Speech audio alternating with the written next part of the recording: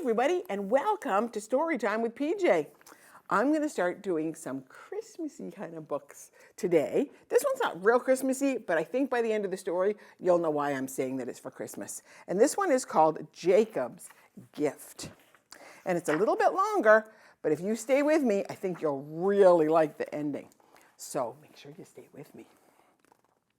Rabbi Simeon brushed the sawdust off his hands and began untying his apron.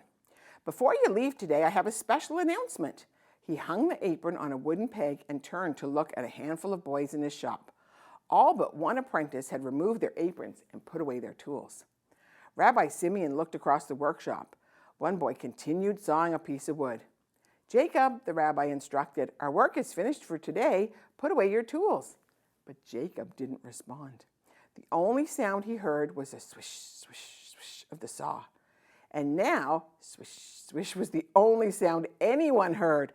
But Jacob didn't know that. The other boys in the shop began to snicker. Rabbi Simeon let out a deep sigh and shook his head, but he wasn't mad. Deep down, he was pleased.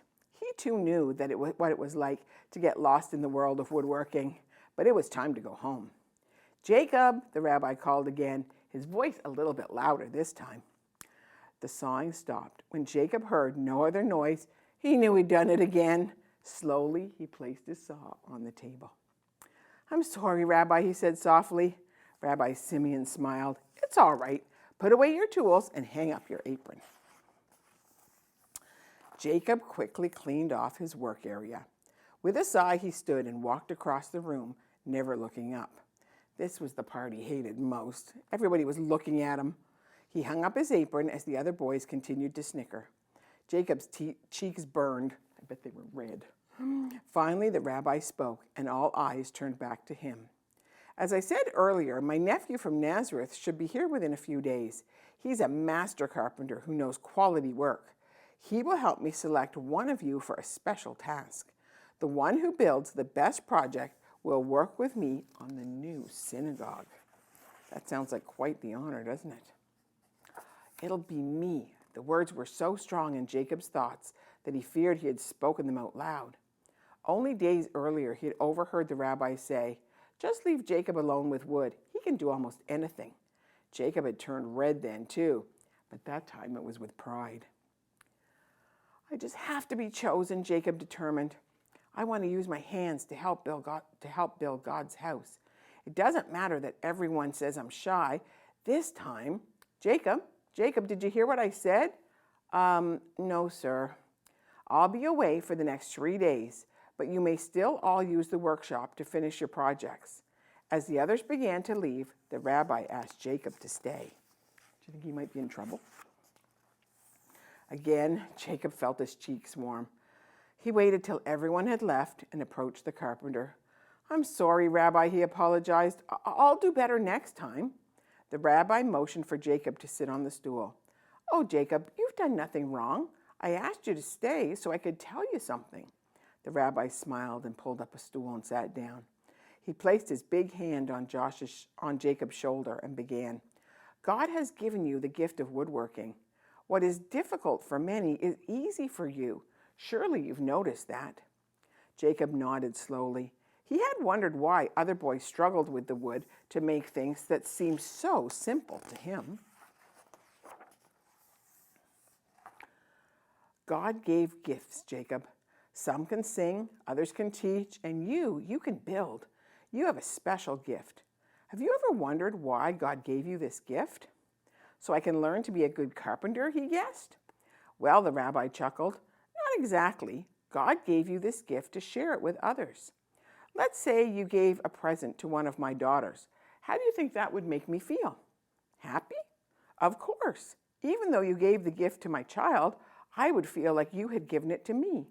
God's like that too. When we give a gift to one of his children, it's like giving a gift to God. If you ever have a chance to help somebody, remember what I told you. Now, go on home and tell your father that I hope he has an inn full of guests next week." Guess it's going to be a busy time. That evening at supper, Jacob's father reminded him of the days ahead. "We're expecting a lot of business at the inn, son." I'll get up early, promised Jacob. I'll work on my project in the morning, and I'll help you in the evening. I wonder what inn that might be. The next morning, Jacob crawled out of bed while it was still dark and went to the workshop. With a fire going and a lamp burning, he worked hard to complete his project. The other boys had laughed when he told them what he was going to build, but now that it was almost finished, they weren't laughing anymore. Jacob was building a new kind of animal feed trough. His would have wheels. He got the idea after watching some men work at the stable next to his father's inn. They loaded a wagon full of hay and rolled it into the shed and dumped it into the trough. He thought, why not put wheels on the trough? That's what Jacob was planning to do. Jacob returned to the workshop after helping his father at the inn. Rabbi Simeon will be here tomorrow. I want to finish tonight, thought the sleepy boy. Jacob looked at the trough and then at the 4 wheels piled on his workbench. Oh, so much work still to do. He was so tired. Maybe if I just close my eyes for a minute. What do you think happened? In what seemed like the very next moment, a beam of light, of starlight, slipped through a crack and fell across Jacob's napping eyes. What? He shouted, startled by the sudden light. Had he slept through the night? Then he looked out and saw the village showered by a gleaming, shimmering light. Jacob rubbed the sleep from his eyes as he walked outside towards a star that seemed to draw in the sky near his father's inn. I wonder what that star is. Then he heard a strange sound in the stable behind the inn. Quietly, Jacob crept closer. He looked through a knothole in the stable wall. There, in a tiny nest of straw on the ground, was a baby. Beside the baby knelt his mother. A man gently covered her with his cloak. The baby must be uncomfortable on the ground, Jacob thought. Quickly, Jacob turned and raced back to the workshop. He stood beside his newly built feed trough. He had measured each board so carefully. He had cut each piece with skill. He had oiled it with care. It was the best work Jacob had ever done. Tomorrow, the rabbi would select the best apprentice. But tonight, there's a new baby without a place to sleep. Good morning, boys, said Rabbi Simeon. This is a big day. Jacob approached the rabbi. Sir, I need to tell you something. Well, later, Jacob, we need to get ready for my nephew. Here, help me. The rabbi's voice drifted off as he began to take the projects outside. An unfinished chair, a desk with one leg too short, and a wobbly stool.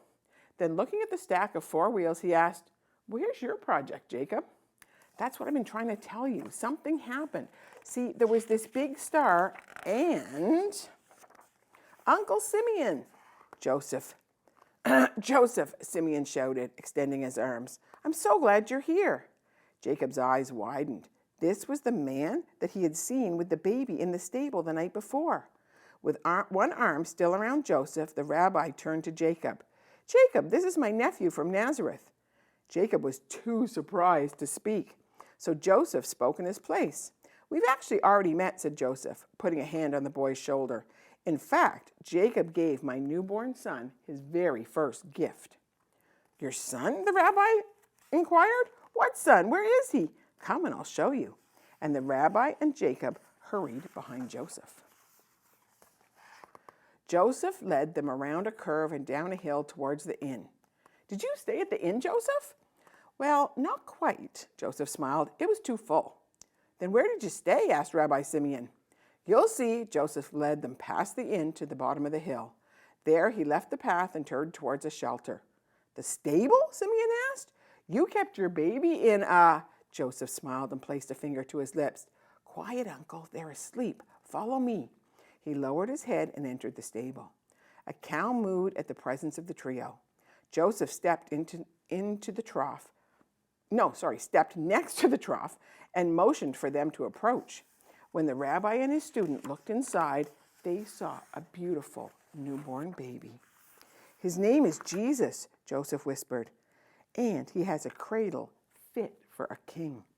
Joseph's kindness made Jacob's cheeks turn red, but he felt too good seeing the baby asleep in the trough that he had made.